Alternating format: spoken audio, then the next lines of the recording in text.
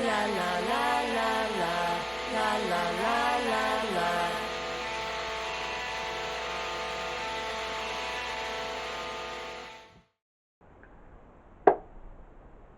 Hey, welcome back. I know it's been a minute since I've uploaded, but I'm trying to do better with balancing school and balancing the stuff that I really want to do. So I'm gonna try and upload as much as I can.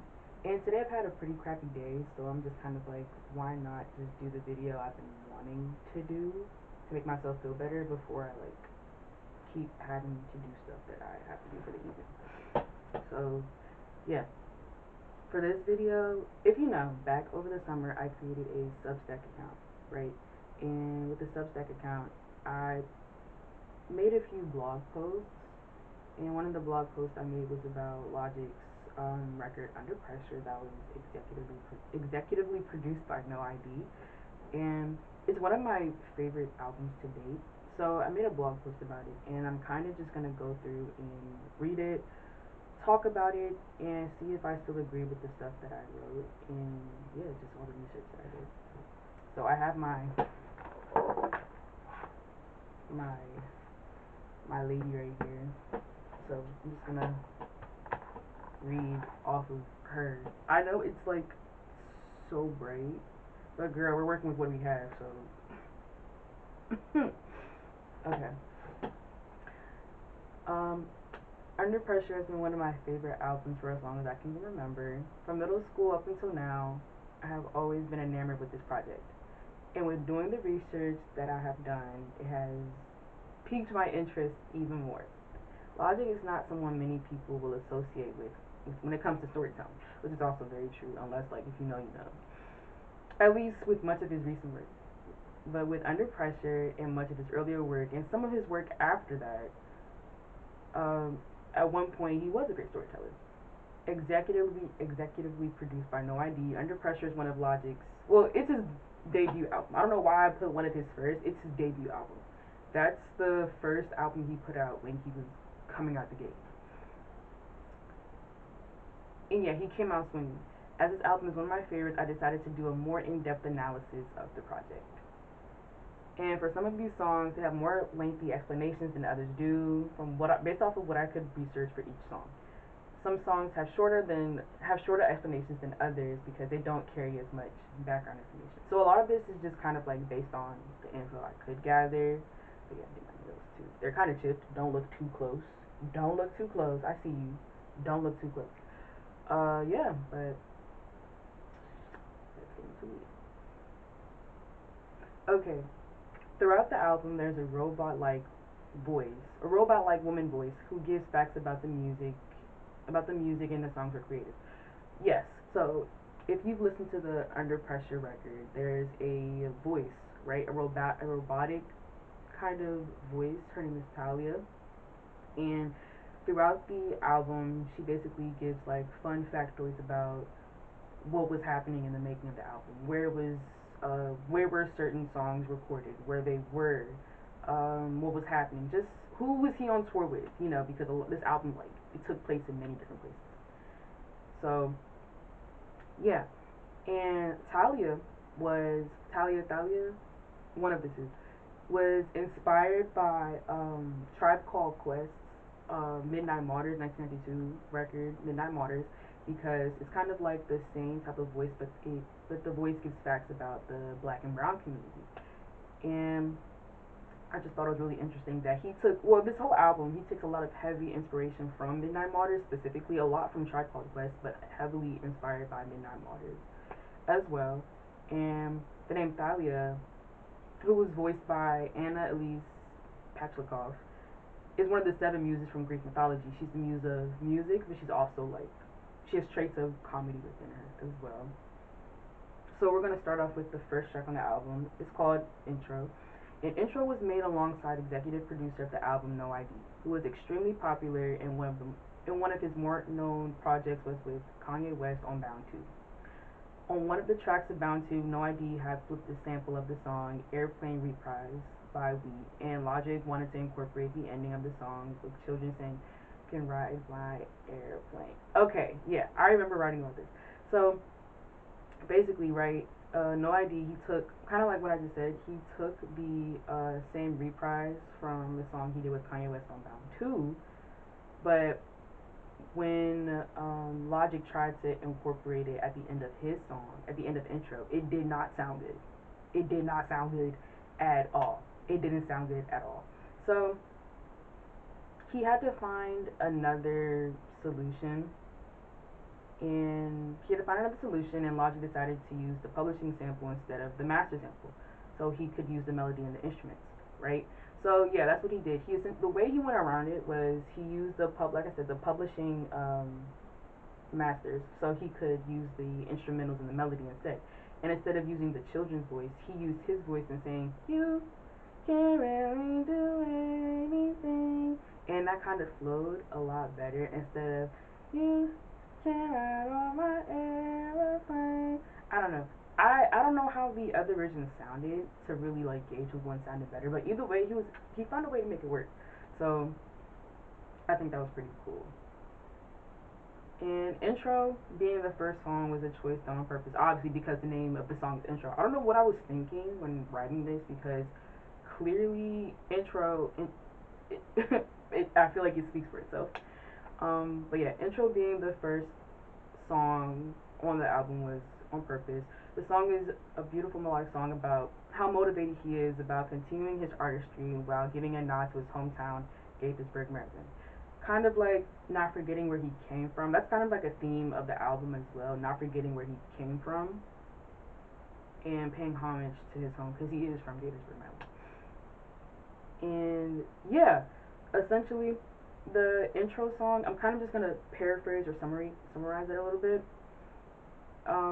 Intro is basically a motivation song. It's a feel good song. It's about like you can do anything, no matter what happens, no matter what may occur through this journey, no matter where you came from and what you continue to do, you will always do anything. Anything is achievable.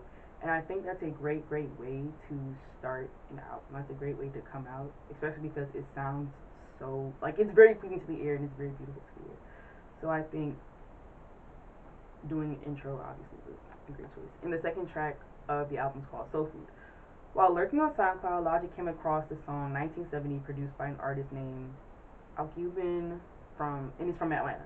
After contacting him, they used his song on the song Soul Food.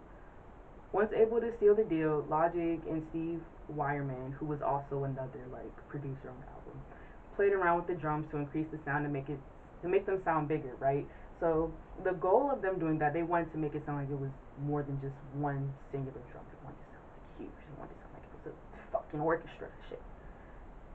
Things were good up until the samples that Logic wanted to use were not cleared. Feeling hopeless, Logic turned to DJ Khalil, not Khalid, Khalil. And I'm gonna say this again, not Khalid, Khalil, to help create something like the sample. And DJ Khalil came through fully, even with having an opera singer come and sing on the track.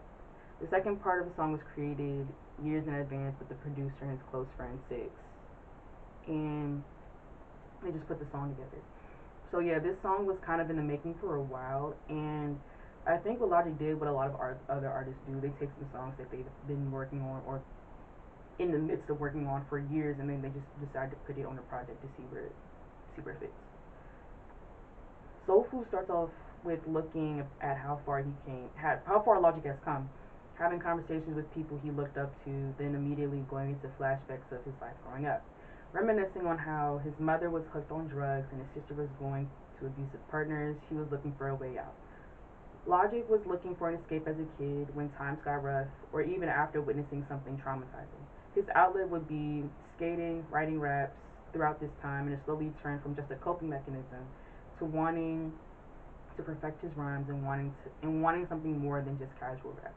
Yeah, this song was kind of like vivid retellings of what he remembers from his childhood, right? I mean, a lot of songs on here are, but Soul Food specifically, he talks about how like he was finding ways to escape, retelling of like witnessing his, kind of like what I say here, his sister's like abusive partners, witnessing his mom coming in and out, being hooked on drugs. His father not even really there because he had a drug problem and like a problem of his own, but he wasn't really in the picture as much. He was just off in distance. Not forgetting to mention, a lot of his brothers were like in the street life, and Logic kind of got involved with that as well, but he was in it and was kind of like, what am I doing? This is not me. This is not for me at all. And he would find ways to cope with skating, writing, Bobby Tarantino movies. That's also another, because Logic loves, not Bobby Tarantino, Quentin Tarantino. My apologies, Quentin Tarantino movies, because he loved Quentin Tarantino movies. And it's crazy because his mom was the one who introduced him to Quentin Tarantino movies. So yeah. The third track on the song, on the album, is called "I'm Gone," produced by Six and Jake One. This song is one of those songs that he talks about a metaphoric relationship he has had with the woman that represents his past aspirations of wanting fame, money, fast cars, etc. Throughout the song, he is slowly starting to let go of all these surface level wants, and he makes room for bigger dreams and a more solid goal with a better foundation. Having to make sacrifices, what he might think he wants to, he having to make the sacrifices of what he might think he wants to do in order for him to be better for himself. Yeah, I'm So Gone is kind of like, I feel like I'm So Gone and, I was gonna say I feel like I'm So Gone and Buried Alive, they're kind of like, they carry a similar message, but I feel like I'm So Gone is like, I have to do this in order to be higher, but Buried Alive is like, now that I'm here, I don't know what to do with this. This is not me. This is not me at all. All of this. We're gonna get to that. I'm not gonna spoil it. We're gonna get there. I don't think I really need any paraphrasing. I think I said what I said here. The fourth track, which is gang related, which samples "Caraman" by Spectaclear and "Mad Crew" by KRS-One, and produced by Six. Being inspired by the movie Boys in the Hood, he immediately wanted to make a thug gang type of song, as one does.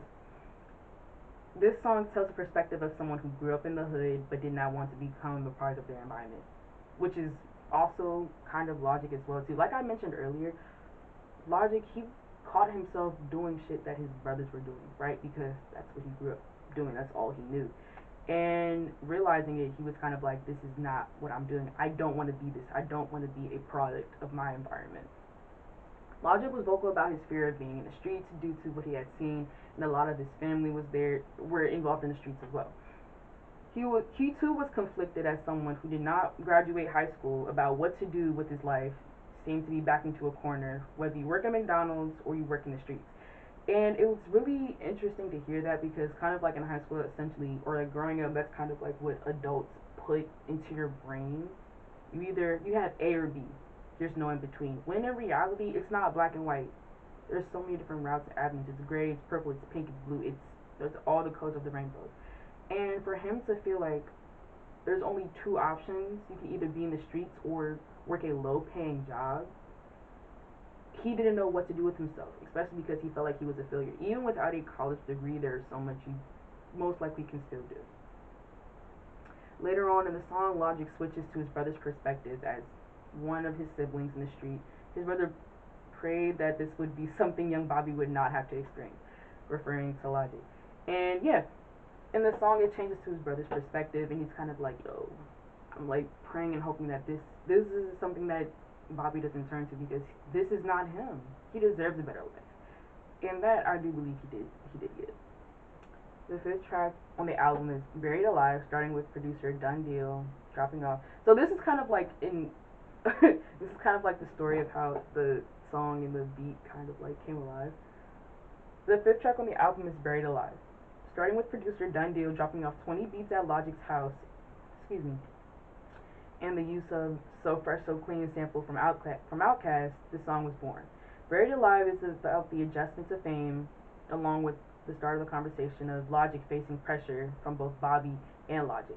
And that's kind of one of the overarching themes of the album as well. Him being able to balance Logic and both Bobby. You know, how to balance yourself, but also this like new fame and fortune, but at the same time you have to go home and people you have to take care of and your family, your traumatizing old life. But then at the same time, fame, fortune, I'm meeting my idols. and where the line is. Because sometimes with a lot of celebrities, there is no line, or the line is blurred, or the line is there. But a lot of times we don't hear those types of stories. We hear the overlap, we hear the blurriness, and we hear those struggles of how people can make that transition from this one set way of living to another. He alludes to the theme throughout the album, like I just said, but it begins here with how fast fame can hit you. With fame comes a lot of emptiness and hollowness that other artists tend to feel with other vices. Logic asks himself, what does he genuinely want with his life? Second guessing himself with the lyrics, do you really want to be famous? Do you really want to be a superstar? Do you really want to get dangerous? Do you even know what groupies are? Yeah. It's one of my favorite songs off the album. And yeah, throughout the song, he's just asking himself and like second guessing himself, is this what I really want? Is this something I really want? Am I ready to deal with this? This feels very lonely. This feels so surface. This doesn't feel like me, And I think he talks about it in a depth where it's more understandable. Where we're the outside looking in, it's like, damn, it's so crazy. Logic starts to feel the pressure of perception. That's another thing too. A lot of artists right now, they're starting to be more open about being how it feels to be perceived. Like we've seen with Tyler the Creator's album Chromacopia, where he talks about paranoid, with actively being perceived. I think throughout that whole album, he's talking about actively being perceived. Now that he's as big as he is, along with like being watched all the time. And I think with Logic in this album as well, he talks about how going from not being actively perceived on such a big scale to now being looked at everywhere you go, being talked about, being, like I said, being looked at, pictures, no privacy. And it's weird, going from having such a private life to everyone being in your face, wanting to know what you ate yesterday, who you're dating, who you're fucking. Like, it's crazy. And I can imagine that being hard and that being so difficult and that adjusting is weird. Yeah, Larger starts to feel the pressure of perception as there are new eyes on him and everywhere he goes. And even though he feels like normal, he snaps himself back into reality, knowing the truth. He talks about this in the reoccurring lyrics. Tell me how you feel, tell me how you feel. I feel like the grass is green and everything I do is unseen. But I know that's just in my mind. I know everything is just in my mind. Not alluding, but like kind of saying he feels like in his head, like he hasn't hit him yet, right? That everywhere, whatever he does he's gonna have eyes on him. Wherever he goes, he's gonna have eyes on him, no matter what. And it's in his head. He's like, I know it's all in my mind, thinking that nobody sees me, nobody really knows what's going on. But in reality, everybody is looking at you every moment of every day. Your managers, the paparazzi, your idols, the engineers, the producer. Everybody is looking at you, waiting for you to give the go on whatever the fuck. That's insane and that's intense. The sixth track is Bounce. It's called Bounce. Bounce is a break song in the album, which are always good for like really dark albums. Break songs always great. From such a dark album, Logic uses this song to lighten the mood and talk about how far he has come from being in the hood to being on tour with Kid Cudi and other stars alike. Taking a step back from all the chaos and trauma he has been through, this song is a breath of fresh air and looking onto the brighter side of his success. With this, however, he knows he has a long way to go and that this is just the beginning. Yeah, I think that perfectly explains it. Bounce is like a feel good song talking about, you know what, my life was pretty shitty up until now. There's still some shitty shit that's going on right now. But look, I'm with Kid Cudi. I'm with Kanye West's producer. Like, I'm okay right now. I'm touring. I'm going places I've never gone before. I'm out the country. Who would have thought? You know? I think it's always good to have a feel good song in dark albums, or a couple feel good songs. The seventh track on the album is called Growing Pains 3, produced by S1. This song was produced by Sky Hutch and Tay Beast, and it's the third part from his Growing Pains trilogy, along with Logic's popular song Growing Pains. Growing Pains was on Young, Broken, Infamous, and Growing Pains 2 was on Young Sinatra. The song starts off as a skit, and then getting flashbacks to when Logic would hear police sirens at night, living off food stamps and social services trying to take him from his mother. Logic remembers having a sense of pressure from his friends to fit into his environment, starting to cave in and be a part of something that felt normal to him, but stepped back and rethought all of his decisions. In the midst of the questioning why life was the way it was for him, he would find some normalcy and he would run to turn the TV on to escape reality. But he knew when the TV turned off, he was back in that harsh reality of what life was. Yeah, so like I said earlier, along with writing and skating, Logic found a lot of his escape in Quentin Tarantino movies, right? Or he would turn to the TV and watch TV to escape from the harsh realities of what was his living situation, what was going on around him. But what was more eerie is that the fact he knew when the TV would turn off, it would all come laughing face first at him. But just for that split second and just for that split moment, nothing matters except for whatever is on the TV. You know, and I think a lot of people can relate to that as well. Is that we all have something that can break, takes us out of the world for a second, and gives us a sense of serenity, a sense of peace, a sense of just something equivalent to taking a long nap. I'll say that. Okay. Something equivalent to the same feeling of taking a long nap. Just something that it just takes you out of the world for a second. And I think everybody has that. I think those are pretty much like what hobbies do, or turning to substances, or whatever people, turn to just have that break from reality. But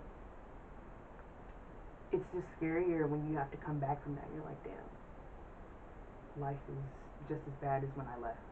Well, not left, but before I escaped, I guess. And yeah, trying to turn to the streets and try and do what his friends did or what his brothers did, it didn't feel right for him.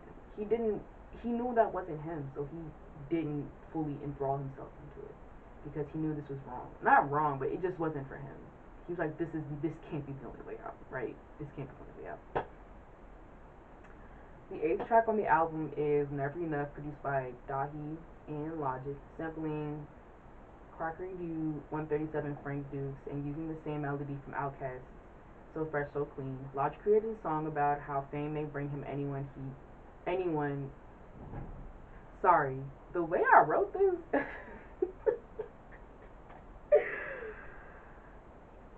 I was gonna say, who cleared this? Bitch, I cleared it.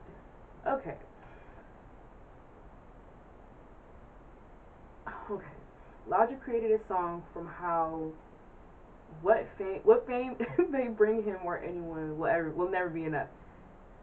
Disguising the song with something about money, drugs, and bitches and cars, Logic wanted to reveal a deeper message of this will never be enough. Being grateful for what surface level fame may bring, he reveals that deep down, the need and desire for any of these things is nothing but a hollow and empty, leaves you nothing but hollow and empty, leaving you questioning what exactly are you in it for. Yeah, I feel like Never Enough. It's definitely one of those songs. Like I said in here, it's definitely one of those like. It's another like kind of like up. It sounds pretty upbeat, but deep down, it's very much a. This is not giving me enough. This is not enough for me. The cars, the money, the hoes. Yeah, it's all cool and temporary, but this has never left me so hollow. Should I really be asking for this? This is not enough for me. And I feel like that's something a lot of people who become successful they face. Yeah, I got the fame, I got the fortune, I got the notoriety, but this is not enough. This is not making me satisfied. And I feel like there's a lot of people who go throughout life who aren't satisfied, and in turn they don't know when to be satisfied.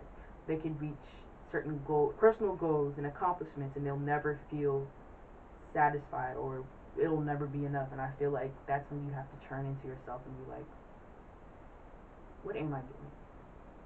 What can I do to change this about myself? What can I do to make myself feel like I'm doing enough? You know? And I feel like in Logic's case, yes, he's reaching these goals and he's getting all this money, and yes, those are very surface level, but I feel like this is kind of a turning point where he's like, why am I doing what I'm doing? Why am I doing what I'm doing?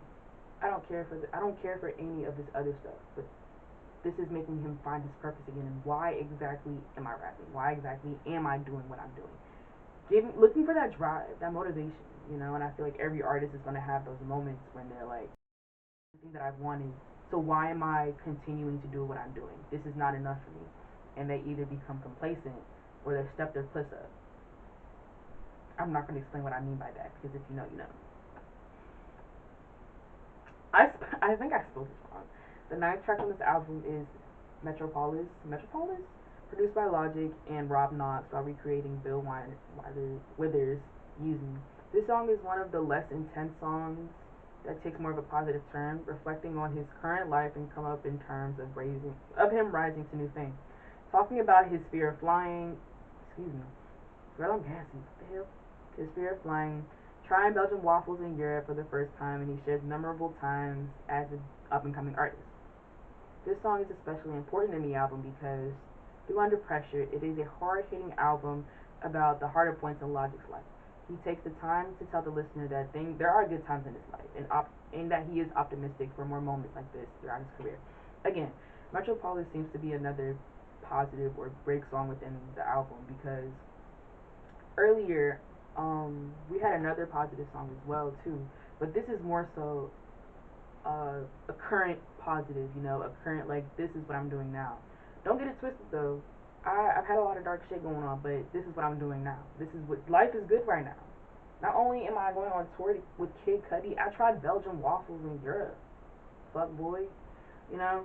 So, and he talks about his fear of flying, and you know, it's really refreshing to hear how he's able to reflect on his life. And not only have I come this far, but I'm going to be continuing to go as far. I'm going to continue to go further, you know?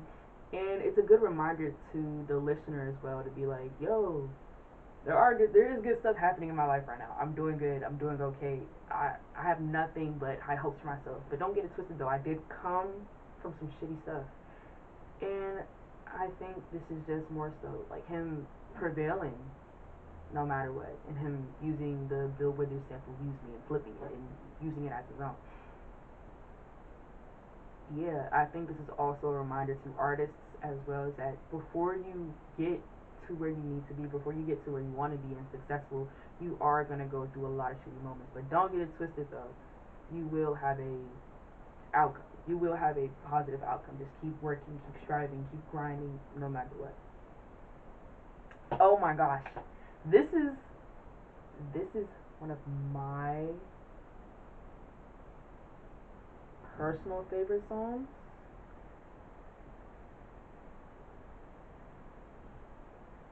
Hold on. Un momento.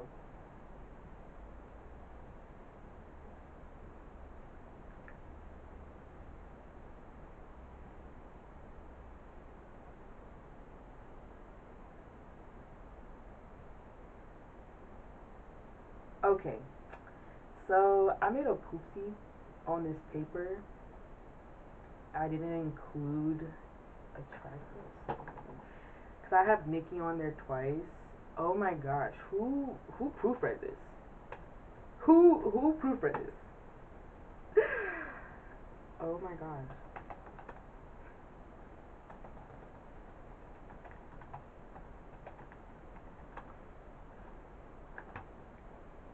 Track list.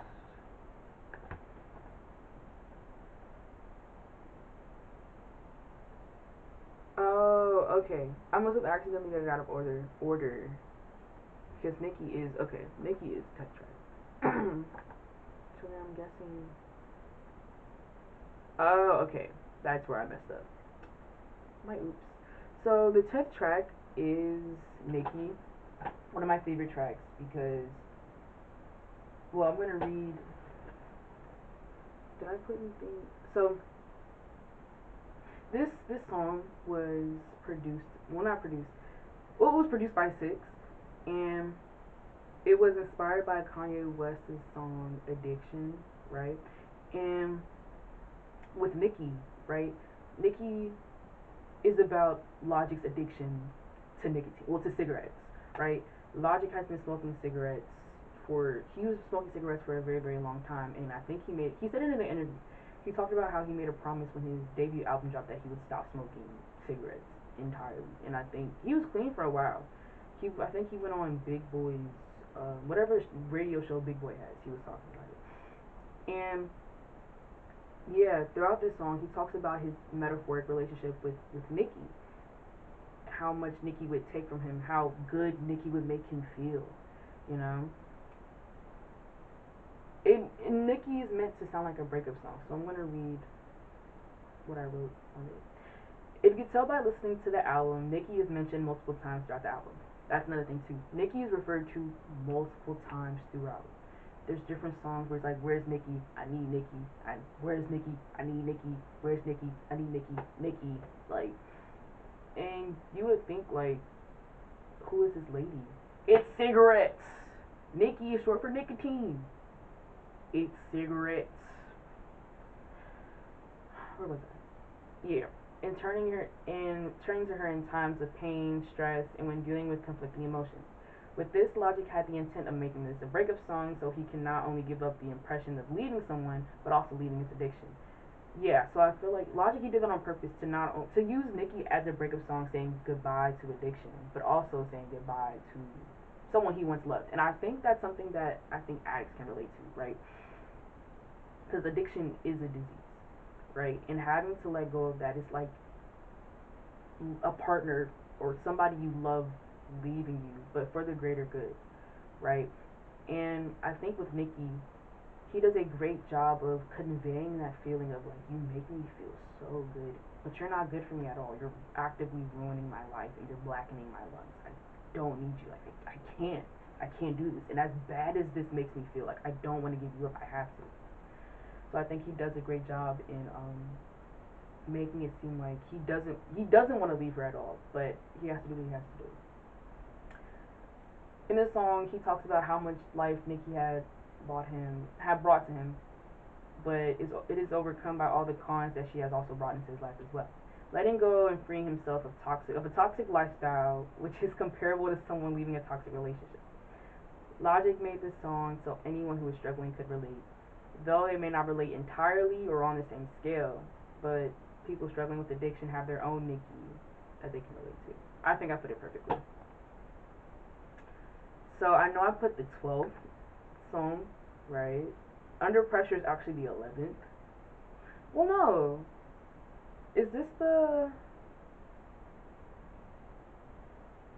I think I'm looking at the. That must be the deluxe then. Well, whoopie doo. If it's out of order, I'm so sorry. But the next track is Under Pressure, produced by Logic, Ron Kalinsky, and Steve Wyman, sampling infamous sampling the infamous Easy E track. Easy does it. It's like Kendrick Lamar also used that sample. And other people have used that sample before, so you've definitely heard it. You've definitely heard it before. The song is 9 minutes long. It's a I could be fibbing. I think it's either a 9 or 6 minute long song. But yeah, he uses the Easy Done It sample on the track to set the tone for the entire album. While on tour with Kid Cudi, he did not have much time to talk to his family, so his phone would be filled with voicemails coming back to his hotel room. Coming back to his hotel room, he yo, I don't know why my brain is not working. I feel like it's because I've just been reading all day, consuming information. Sorry. Coming back to his hotel room, he listened to them and transcribed them word for word to show the concern his family had for him while being on tour. So in the song, he could switch from different perspectives, expressing their concern with him as both Logic and Bobby. In the second, so I'm gonna stop there. I'm gonna talk about that. So in the first part of the song, right, he's talking his shit. He's talking his shit. It's like a kind of a talking shit type of song. The only thing I'm leaving motherfuckers is dial tone, right? So I think that's good because every rapper, every artist, not just rapper, every artist has their own version of like their talking shit song. And I think he in this song, right? He put the first half of the song as his talking shit, like yeah, I'm big boss, big ego, yeah, talking his stuff as one does, popping his puss as one does. But in the second half of the song, That's when he uses the voicemails to change the perspective slightly. When he's hearing calls and voicemails from his loved ones, from his mom, his dad, his sisters, and his brothers, basically updating him on life and what's going on. By this time, his mom is clean, his dad is clean, his brothers are doing well, and his sisters are doing well, and they just like, we hope you're doing good, we hope you're doing well, and it's good to hear a different change of events. It's good to hear how his family is still worried about him. But then this is also when he has to kind of switch off Logic and turn on Bobby when it comes to his family. See, you see what I'm saying? The duality of both Logic and Bobby and how to balance that as well when it comes to personal life and family life and friends life versus what comes with fame. Versus what comes with fame and fortune.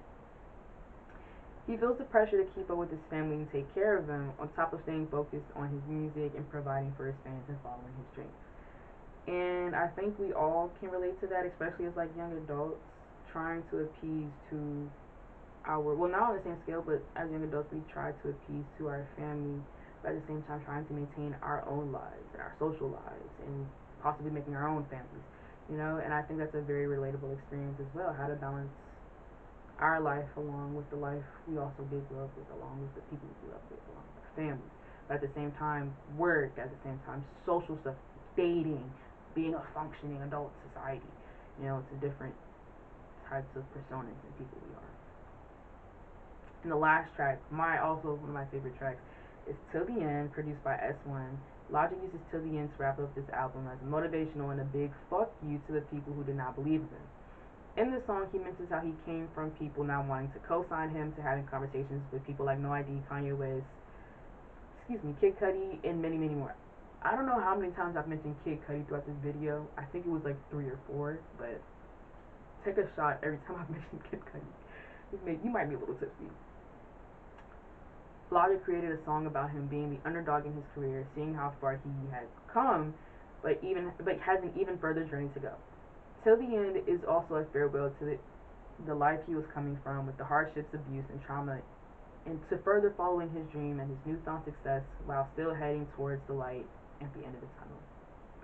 Yeah, so I feel like Till the End encapsulates also another theme of the album.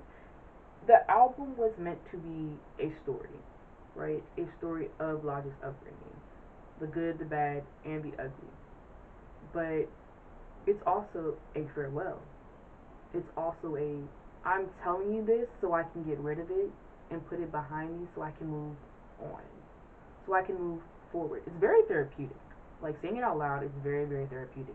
That he's getting all of this out off of his chest. He's getting it all out there. He's putting it all in his music in order to say goodbye. That's like no longer his life anymore. It was at one point, but it's no longer his life anymore. And now he's on to bigger and better things. And I think that's also, again, beautiful, because I think an artist always is going to have that pivotal moment of, I'm saying goodbye to this part of myself, because a part of you has to die in order for you to grow. A part of you has to die in order for you to grow. Okay? And you know, I think that's cool how he decided to put this all in one song. And though this will always be with him and a part of him, this is something he will no longer have to fully stress about or deal with. And he put it in his art. And I think that's what art is all about. He put it in his art as a way to be like, I'm free from this. I'm as free as I can be from this. And it's only up from here. Oh, yeah, I'll just wait till I read it.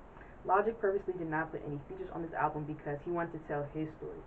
He did not want someone else coming onto a project that was so personal to him, trying to convey their own story while he was telling his. This album gives a glimpse into the reality of how he struggled with the duality of being Logic and Bobby. Not only is this album beautifully composed, but it is relatable to many people who have faced with balancing more than one part of themselves. From family, work, friends, and even themselves, we all have had to share a life more than one. We've all had more. We have. Slow down. Even even themselves, we all have shared having to live more than one life and the pressures that come from it. Yeah, I think that kind of wraps it up beautifully. I think that kind of all just wraps it up, kind of like what I just said. Um, yeah, it's it's a farewell to his former life.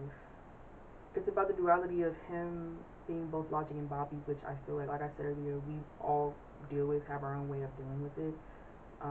Having different lives or different people within ourselves in order to live these certain lives.